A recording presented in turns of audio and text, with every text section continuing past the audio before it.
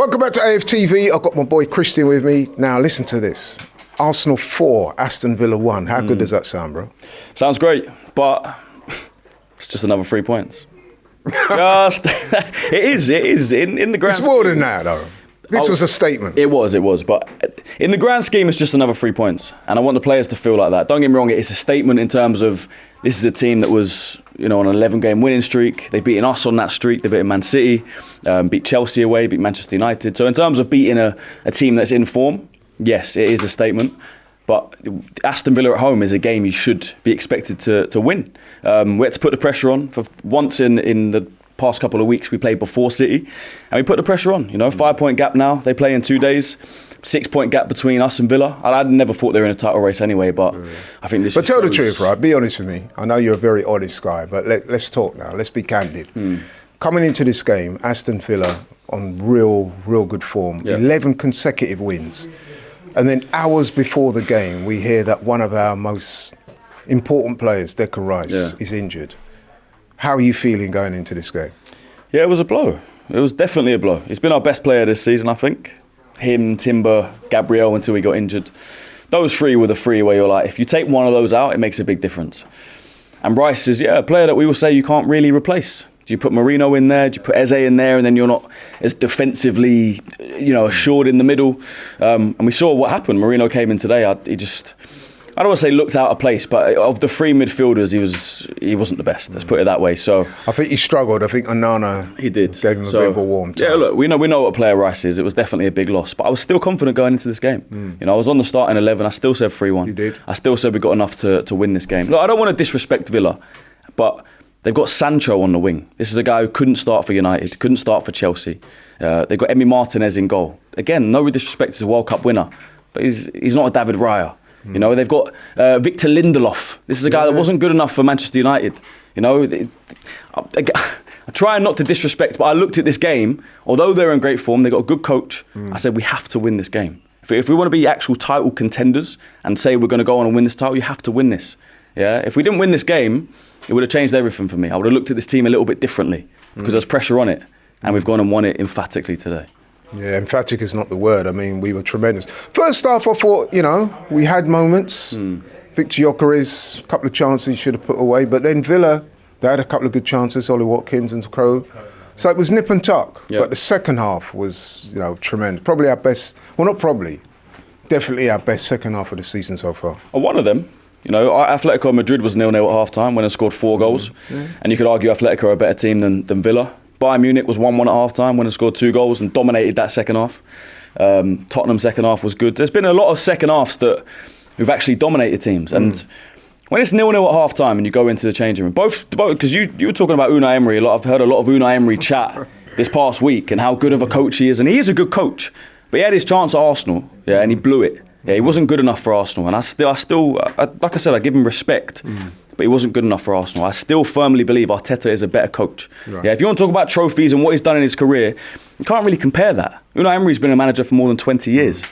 Arteta's been a manager for 6 years. Yeah, but I back Arteta. Now, just to clarify, that's why I'm so I know where you're going with this, right? You're getting your get it back on me. But hey, I want to clarify my position. I said I did agree with you when we parted ways with Emery. I thought it was the right decision. But what I also said is until Arteta lifts a trophy, the jury will always be out. Now, I personally think he's going to go on and win the league this season. Until he does that, though, there'll still be questions. I understand that. But just looking at today, at 0-0 at half-time, 2 coaches went into the changing room, and they both had a chance to go on and win the game. Yeah, Arteta went on and won that game. He scored 4 goals in the second half. For me, that is a top coach. Right, he got it spot on today. He did. Absolutely spot on. Wherever he did tactically, I know obviously Onana came off for them, which did make a difference as well because he was, playing well in the first half. But I just feel like we just upped it in the second half. We dominated. Zubimendi in that second half stepped up. Odegaard in the second half, just getting on the ball more. Decisive passes, driving forward, winning the ball back. Which I've criticised Odegaard for shying out of challenges and not being physical. He's physical in that second half. And McGinn came on, who's physical as well. Yeah. So everyone stepped up. Trossard with a great finish. Jesus came on, great finish. Gabriel, let's talk about Gabriel for a sec. Yeah, let's talk about because this guy, he was just on the screen there, and I said, if he stays fit for the rest of this season, we win this league. Yeah. He is because he broke the deadlock. I mean, with that goal. I mean, He went up for the challenge with Emery Martinez. He outmuscled him. The ball came off. Martinez rolled down Gabriel Magalhaes into the goal. And from that went in. There was no looking back. We scored again another 5 minutes later, another 10 minutes after that, and it just kept going and going. It did. But yeah, the last couple of weeks, I feel like the vibe around Arsenal has been a little bit negative. I feel like some of that comes from what City have been doing. They've been putting the pressure on. They've been keeping clean sheets. It hasn't just been Haaland scoring, so they've been breathing down our neck. And it's been the performances, questions about, are we playing well enough? We're not taking our chances. It looks a bit shaky at times. Certain players not getting minutes. Eze, Nwaneri. Is Gyökeres the guy? So much talk. But I've been saying, I haven't been watching Arsenal and saying we've been playing bad, right? We've been playing well, but we haven't been finishing our dinner. I say this every single week. Yeah, today we took our chances. That was the difference. Yeah, we could have come out of that with a scrape to 1-0 and had 10 chances, and I still would have been annoyed because I would have said, same against Brighton. Finish your chances, you win it comfortably. We got to take off Timber today. Yeah, if we're scraping that, we don't take our chances. Timber has to play a full 90. Maybe he gets injured. It's a luxury to take him off. Gabriel could come off again. I said about Declan Rice, the difference. Against Brighton, he had to play a full 90, right? Because we were 2-1 up. It was a close game. We couldn't take him off because we needed him. If we'd taken our chances in that game, 3-4 goals, could have taken him off with 15-20 to go because he's feeling something. Today we did that. We took our chances, won the game comfortably. Yeah. Right. Lots more people to interview, so I'm conscious of time. A couple of questions I want to ask you. First one is, and it's not a negative, I just want to get your opinion. Victor Gyökeres today had another, shall we say, off night, misfired. Tried his best, but there was a couple of chances in the first half that he should really have taken, he didn't. We saw in the second half, Gabriel Jesus comes on, literally his first touch, back of the net. Now, what I'm going to ask you is, we've got a game coming up this weekend against Bournemouth. Who do you start with up top? That's a good question. I think I give Gyökeres one more chance. Looking at the game tonight, I think he'll be in that dressing room now. He'd be happy that the team's won.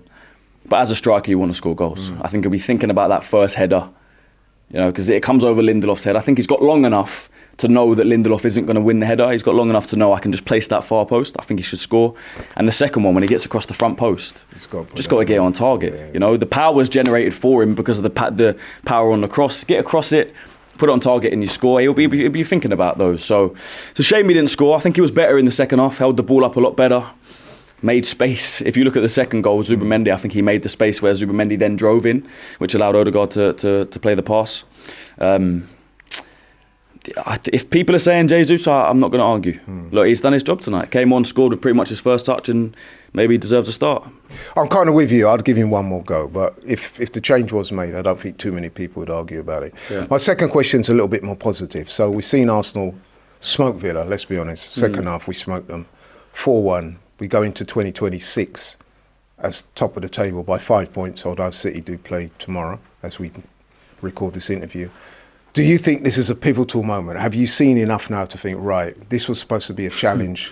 We've overcome the challenging start. Do you think that this could be one of the nights where we look back on in May 2026 and think, when I saw us do that to Villa, I knew the title was ours? Or am I being premature? I said we were the best team in the world after we beat Atletico Madrid. So I said it a long time ago. You did, respect. I think a lot of people jumped on that bandwagon after we beat Bayern Munich. I think after that, the performances weren't as good. We weren't finishing our chances. I said yesterday, if you ask me right now, do I think we're the best team in the world? I would say no. I think Man City have been looking better than us over the past couple of weeks. It can change quickly in football. I'm not a guy that just because I say something, I can't change my mind because of what I'm watching. But tonight, I watched the team that, again, gives me confidence that we can go on and win this league and compete on all four fronts. Of course we can. 100%. They've given me that confidence again tonight, and that's what I've been asking for. Take your chances, and we know how good this team can be.